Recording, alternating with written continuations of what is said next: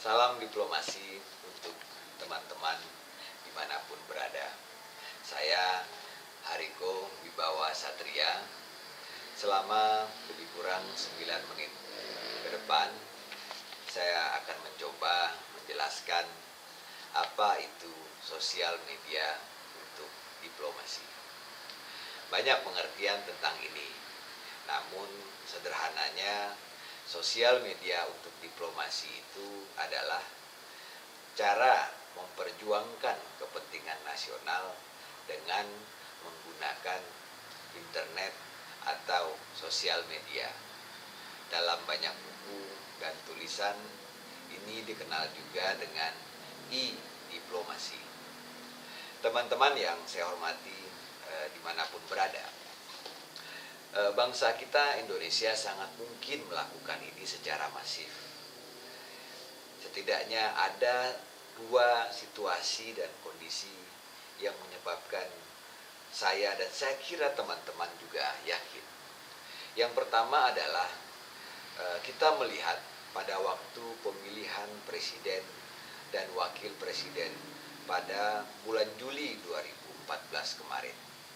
Ada pasangan Pak Prabowo dan Hatta Rajasa dan Pak Jokowi dan Yusuf Kala. Kita melihat pesta demokrasi yang berlangsung saat itu sangat-sangat meriah. Kedua pendukung dari dua pasangan ini benar-benar memanfaatkan sosial media dengan sangat bagus, sangat kreatif, dan sangat inovatif. Seorang Profesor Tata Negara, Profesor Dr. Jimli Asidiki mengatakan belum pernah terjadi sejak Republik Indonesia lahir ada pemilihan presiden yang benar-benar membelah masyarakat Indonesia menjadi dua bagian. Jadi pilpres yang kita alami kemarin benar-benar sengit. Terutama kalau kita perhatikan di sosial media. Kenapa begitu sengit? Sebabnya antara lain adalah meningkatnya kesadaran politik masyarakat akibat semakin mudahnya akses informasi. Kemudian ya karena memang calonnya cuma ada dua juga, jadi itu juga yang membuat sengit. Kemudian jaringan internet yang semakin merata dan semakin banyaknya pengguna sosial media. Nah, sekarang pilpres sudah selesai dengan aman dan damai. Ini sebuah prestasi besar bagi bangsa kita. Karena tidak mudah melaksanakan pilpres dengan jumlah penduduk yang begitu besar dan berlangsung dengan damai. Nah, prestasi ini harus kita tingkatkan. Ya, caranya dengan menggabungkan dua kekuatan sosial media yang ada saat itu, ditambah dengan sosial media yang dimiliki oleh Indonesia hari ini, menjadi satu kekuatan, yaitu tim sosial media Indonesia. Lalu siapa anggota tim sosial media Indonesia itu?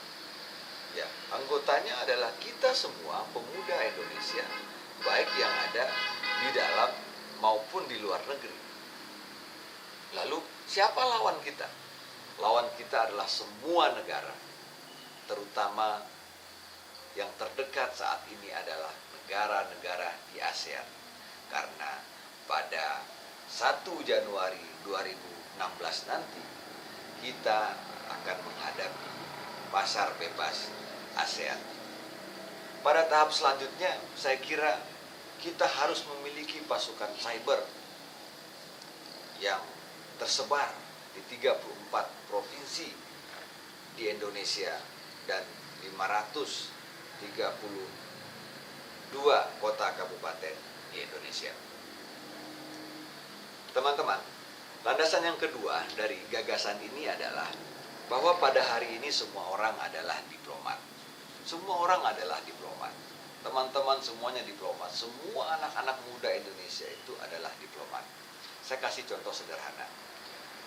Hari ini kalau kita ke Bangka Belitung, kita tanya wisatawan, dari mana Anda tahu keindahan Bangka Belitung, saya optimis mayoritas dari mereka akan menjawab bukan dari pemerintah, tetapi mereka tahu keindahan Bangka Belitung dari novel Laskar Pelangi yang ditulis oleh Andre Hirarta dan Riri Riza.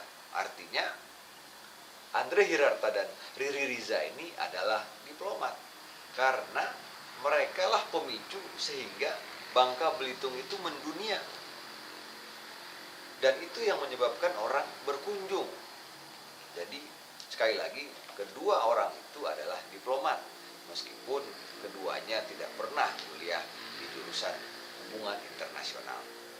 Selanjutnya, situasi yang berkembang, dan ini sudah lama saya kira, setiap kita anak-anak muda ini hari ini sudah menjadi pemimpin redaksi dan pemimpin umum bagi akun sosial media kita masing-masing. Bahkan sekarang levelnya sudah meningkat. Kita bukan lagi pemimpin redaksi bagi akun sosial media kita masing-masing, tapi kita sudah menjadi kantor berita itu sendiri. Artinya, kalau nama kita Udin, di dunia maya ya nama kita @udin atau udin.com. Sekarang pun di sosial media kita melihat banyak sekali akun-akun kota maupun akun-akun pribadi yang sudah sejak lama sebenarnya sudah melakukan sosial media untuk diplomasi. Nah, teman-teman, tadi sudah saya jelaskan, kita semua adalah kantor berita. Artinya, jika jumlah anak muda Indonesia itu 58 juta, maka kita punya 58 juta kantor berita.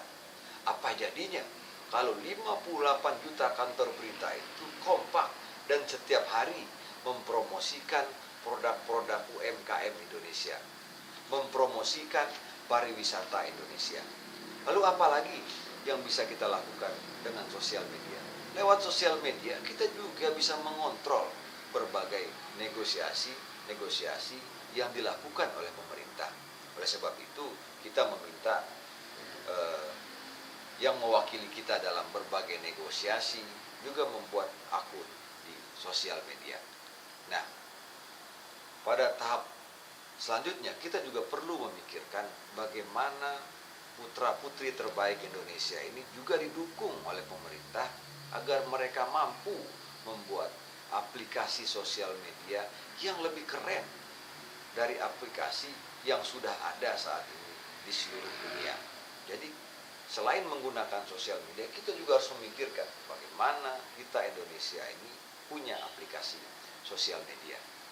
Jadi sekali lagi, mari kita bersama-sama dengan sosial media kita masing-masing mempromosikan produk UMKM Indonesia minimal 1 hari sekali, atau 3 hari sekali, atau 3 minggu sekali.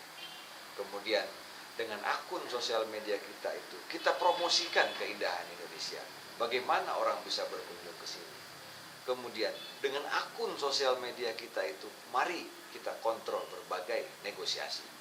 Ingat kawan-kawan, kalah dalam sepak bola, mungkin kita bisa sedih setahun lamanya. Tapi kalah dalam negosiasi, ratusan tahun bangsa ini akan merugi. Banyak yang bisa kita lakukan dengan sosial media untuk kepentingan nasional Indonesia. Itu saja sementara ini yang bisa saya sampaikan, sangat singkat. Semoga bermanfaat. Ingat, semua kita adalah diplomat. Sekali lagi, semua kita adalah diplomat. Saya Hariko Wibawa Satria mengucapkan salam diplomasi, salam pramuka.